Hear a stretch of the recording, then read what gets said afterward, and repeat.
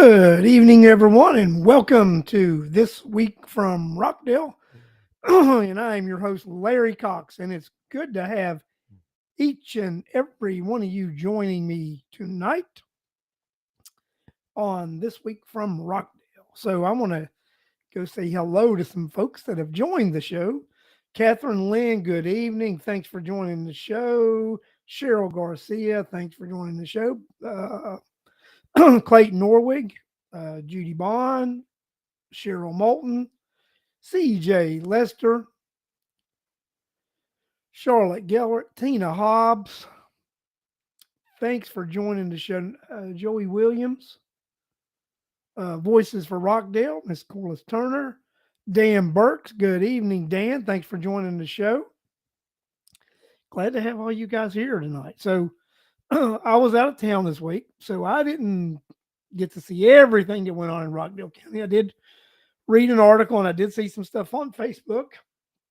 So we'll talk about this tonight and we'll let you guys in the chat join in because I know you're going to let me know some other things that happened. So the Conyers Rockdale Planning Commission recommended denial of the changing the zoning ordinance over in Honey Creek. So, and I think the Board of Commission was supposed to take that up also this week. And like I said, I was out of town until Saturday, so I don't know what happened. So, could someone in the chat please let me know? Did the Board of Commission take up a vote on this issue after the Planning Commission decided that voted to that it was a bad idea to change the zoning over there in Honey Creek to add those homes over there? So, did the Board of Commission take it up, or did they do a pass on it or whatever? George Kelichek, nice to see you. Lee Wright, nice to see you. Angela Aspreo, nice to have you here tonight. So the BOC will not vote until their next meeting until March the 14th. So not until March the 14th. So let me ask you guys. And I know you guys have been working diligently on this and working hard, and I commend you on everything that you have been doing. You guys have really worked hard, and you've really let the BOC and the Planning Commission and everybody know what the community thinks about this. James Corbett, good evening. So, you guys that have been working on this, let us know in the chat. What feedback have you been hearing from the BOC or any of their surrogates or any of their spokesmen? What have you been hearing that the BOC is considering? Do you think that they will? Because they have in the past, even though that the Planning and Zoning Commission has denied things or recommended against, the Board of Commission has ignored what the Planning and Zoning Commission has recommended and did their own thing. So what do you guys feel, or do you have any indicator? Let's see, Tina Hobbs. So Tina said, I heard the best citizen speaking at this meeting. I watched it on Voices for Rockdale stream. And we do want to thank Voices for Rockdale for streaming that so people can know. Says it looks like the BOC might. Oz and Williams were against, but who knows? Yeah, you're right. Who knows? So that's what Dan thinks, that he thinks that two of them may be against it. And on a 3-person commission, that's all you need is. Let's see. Cheryl says, I think the BOC denies the rezoning. DR Horton will move on. So that would be the best case scenario for that. But you got yes, Voices had to stream the Wednesday Planning Commission since the county didn't. Now, didn't I see something on Facebook where the county said they would resume the streaming of these meetings sometime in March? Was I mistaken? Was I dreaming? Was it deja vu, or did that actually happen? That the planning that the county said they would at a later date start doing that. So Danbury, the Horton people were not happy after the BOC meeting. Uh, Cheryl Moulton in April. So in April they're going to start doing that. Um, so I got the impression that Sherry Washington and Doreen Williams are against it. So that's interesting. So we believe that the efforts that the citizens, that's you, and a lot of those are you guys that are watching this show tonight. Your efforts did not go in vain because of you mobilizing, you getting citizens to reach out to the Board of Commission, you guys attending the planning and zoning uh, meetings. You were able to influence uh, what went on in this community, and that's exactly the best case scenario is us doing that. So Catherine says, okay, let me put what Catherine says. Um, they will resume, but not until April. Priorities, I guess. At least one more public commission meeting will not be streamed. So, I mean, I find it interesting that it is during this time period that these meetings were halted. That when you had these critical meetings with this particular issue, and these meetings were halted at that time. I find it not a coincidence. Um, I feel this board of commission did not want the citizens, um, uh, these missions, these uh, commission meetings, these uh, uh, planning and zoning meetings being telecast. So because they don't want the people to know what's going on in the community. They want people to be underinformed. You'll have this board of commission that will criticize shows like This Week from Rockdale or This Week in Rockdale. Alex McDonald, who does a show sometimes too. Actually, he sometimes comes on my show also. So I think what they don't like is it's they don't like accurate information, or they don't like the whole story being told. Have been accustomed to being the entity that actually that puts out the misinformation. And I agree with them. There is misinformation that is continuously uh, brought to the citizens of Rockdale County, and that misinformation is being brought by the Board of Commission. That is actually the entity that is guilty uh, of doing that, of providing that misinformation. It is the Board of Commission.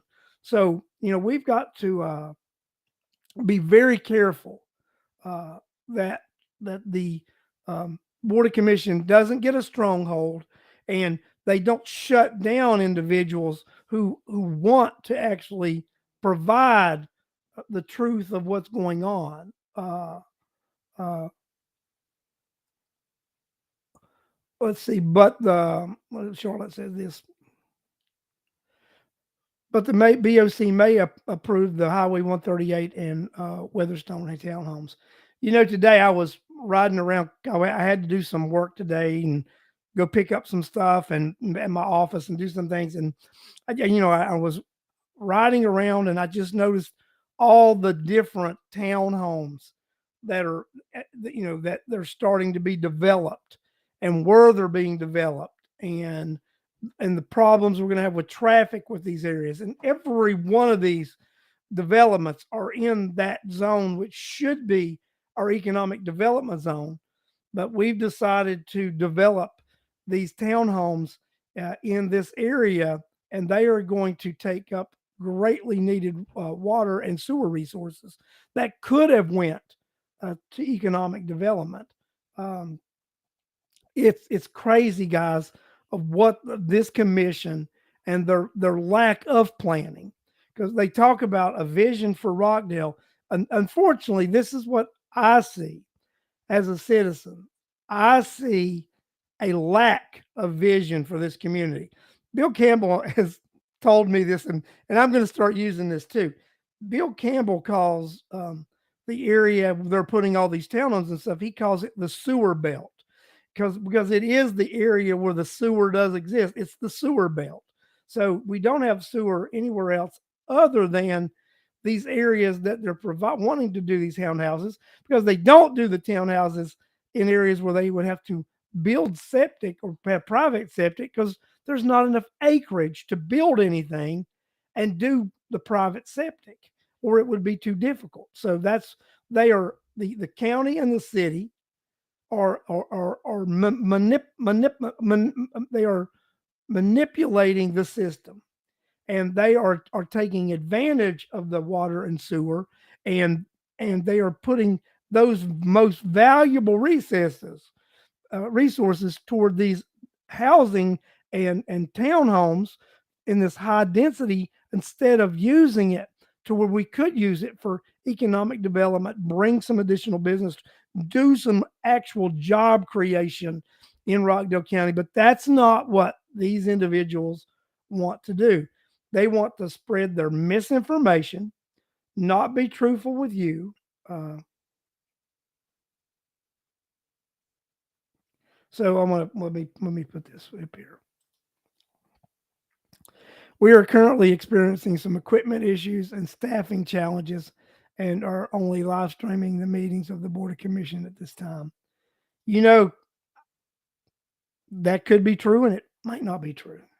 Uh, I don't know if I believe that or not. You know what? They find a way to do what they want to do. If they really wanted to stream some things, they would. This Board of Commission does what they want to do, and they don't do what they don't want to do.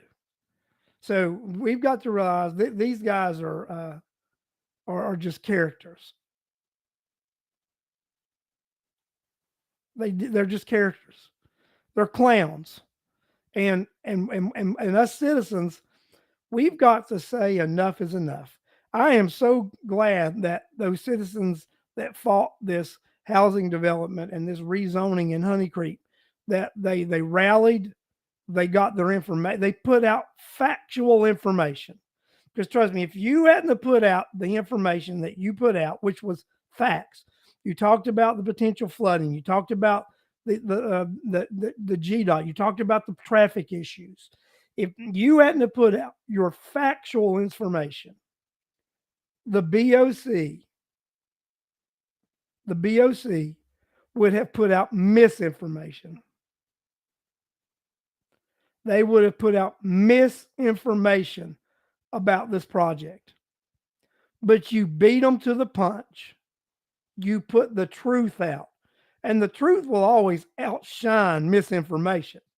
And that's like back during the tax time and all that was going on. And the chairman kept trying to say, there was misinformation going out there. Corliss Turner made a good point, and I agree with Corliss on this. She says, Larry, how could it be true? Wouldn't those same issues at the BOC meeting that they streamed? Yeah, they would be having maintenance and technical issues at the same time. So, I mean, like I said, so I don't believe they're being truthful. I believe, again, the BOC is putting out half truths and misinformation. That's what this government, these three individuals have been fantastic at doing their tenure of running this administration. It's half truths and misinformation. When they accuse others of doing that, that's exactly what they are doing. They are the individuals or the entity that is providing half truth and misinformation. So, you know what? I'm going to have to say this, but do y'all know how I can tell when Oz Nesbitt is lying? Some of y'all are going to say, well, his mouth is moving. It's even more in detail than that. He's still breathing. If he's breathing, he's lying.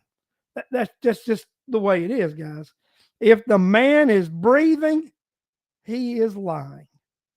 So I think every word, every breath that comes from him, in my opinion, is a lie. Every breath that comes from him is a lie.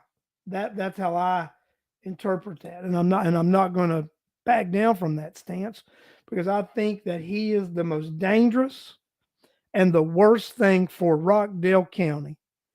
And if we don't remove him from office in 24, Rockdale County will not be able to survive and come back from the brink of destruction that this one individual will take this county on. He will take us on a brink of destruction, a disastrous path that we will not be able to overcome. So I just want you guys to know the thing that you did here with this D.R. Horton home, it was the beginning. It was something that let you see that your voice can make a difference, that if you put the truth out there, that it can make a difference.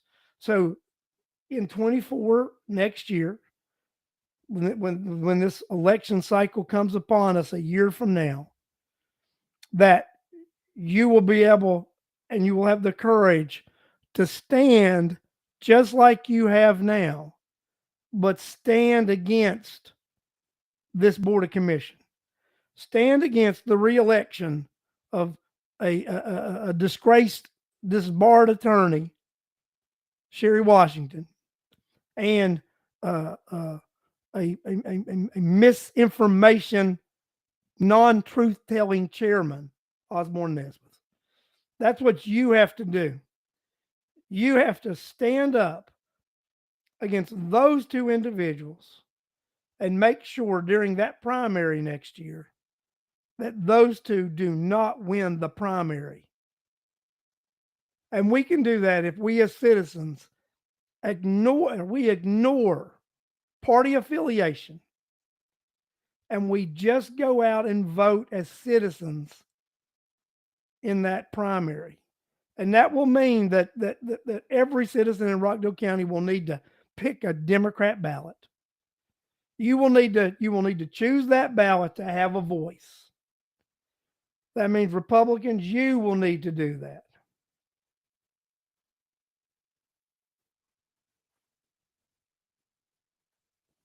You will need to make that decision.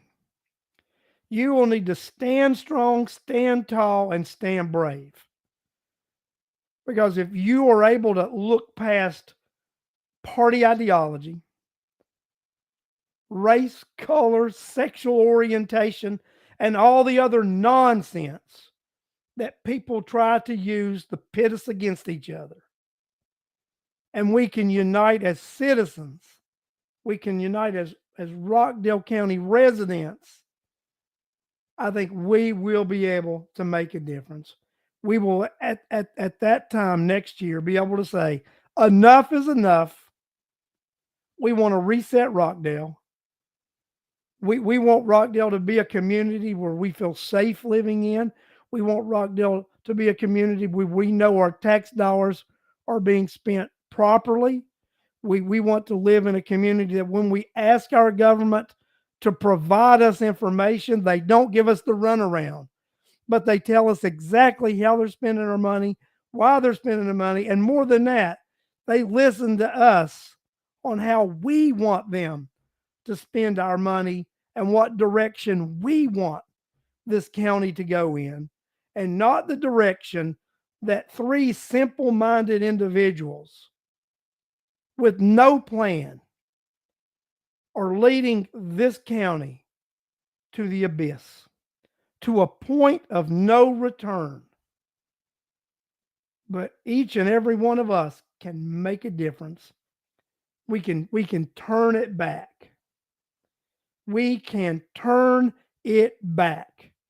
And we do that by, like I say again, not voting because of party politics, sexual orientation, color, race, any of that.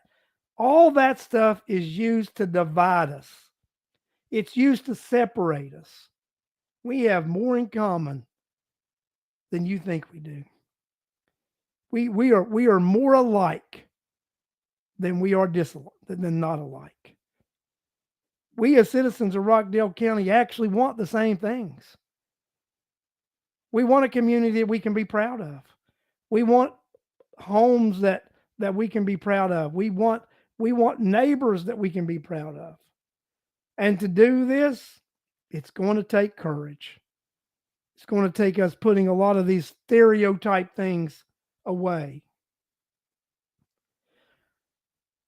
Charlotte, I might be preaching to the choir, but sometimes the choir needs to hear the same thing over and over again, or they lose momentum. Because if they get a victory and they think that victory is what we've needed, and then they drop off. Now's not the time to drop off. It's time to charge. Just like Teddy Roosevelt and the Rough Riders, and they charged up San Juan Hill. It's time to charge. We've got the Board of Commission on their heels, and it's not time to take prisoners. It's not time to allow them surrender. Sometimes you got to fight them to the death, and that's what we have to do to this Board of Commission. We can't leave them with the ability that they can come back from the brink, that there's still breath, that there's still life in what they're attempting to accomplish. We have to actually destroy this Board of Commission. And by doing that, we have to eliminate them. That's what's important. That is what is important. George Killichek out of the text, win. What's important now? That's true. Cheryl Moulton, strike while the iron is hot. Clayton, Voices for Rockdale. Clayton, we have to look down the road and prepare now. That's true. That's what we need to do. We need to forecast what we need to do, and we need to prepare. Because the battle is going to get tough.